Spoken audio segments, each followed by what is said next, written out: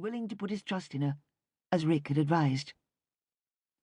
Added to this, she provided Anthony with an escape from the house.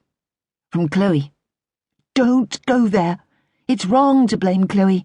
She's a child with problems. Oh, God, does she have problems. But she's nothing to do with the fact that Zoe Reynolds is Anthony's type." Charlotte had thought that from the moment she'd set eyes on Zoe. The dynamic bombshell from Sydney didn't only have beauty and brains, and one of the sexiest figures nature had ever created. She came from the kind of world that Anthony knew well. Her family had money, land and influence, in places Charlotte only ever read about in magazines or saw on TV. According to Rick, she had a husband. But since Charlotte had never seen him or heard any mention of him, chances were they were no longer together. This meant Zoe could be on the lookout for a replacement. And who in their right mind wouldn't want Anthony?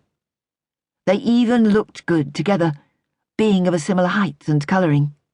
And the only time Charlotte saw Anthony laugh these days was when Zoe gave one of her wicked twinkles.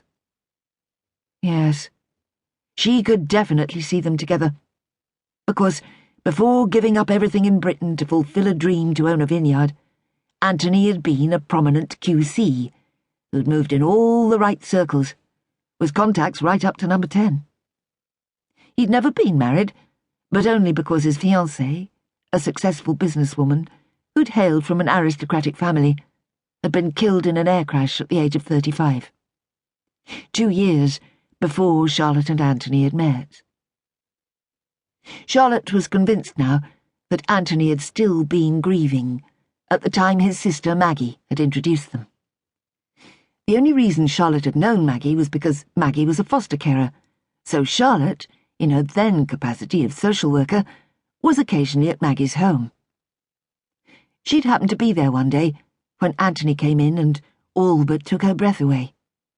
He might have looked fierce, still did, with his intense dark eyes and firmly set mouth. But the instant he'd smiled, it was as though he was lighting up every last part of her. Even now, his smile was able to turn her heart into fluttery chaos. In fact, she only had to think of it for its effect to work its magic, and make her long with all her being for everything to be right between them again. Why didn't he ring?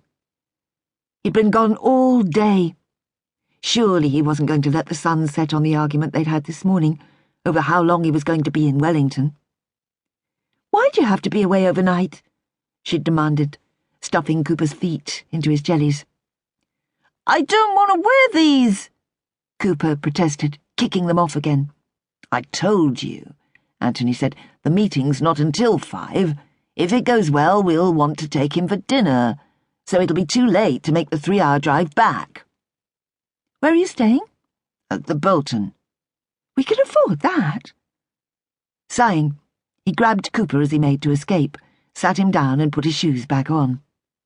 "Here's my girl," he smiled, holding out an arm as Elodie toddled happily towards him.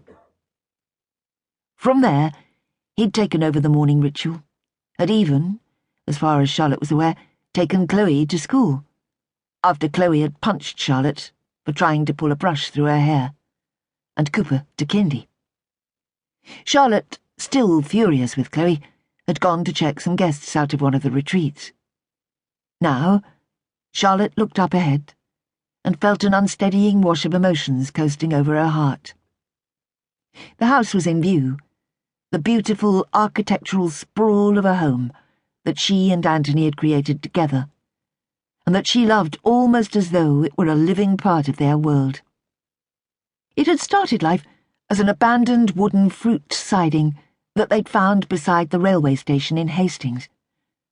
Apparently for many years, it had been the main dispatch area for all Hawke's Bay apples. Now, having been transported here in pieces, it had been radically recut and restyled to enjoy its new incarnation as a family home. The wood was all stained black, the door and window frames were white, and the original corrugated roof had been transformed into a series of dramatically elegant structures resembling shade sails.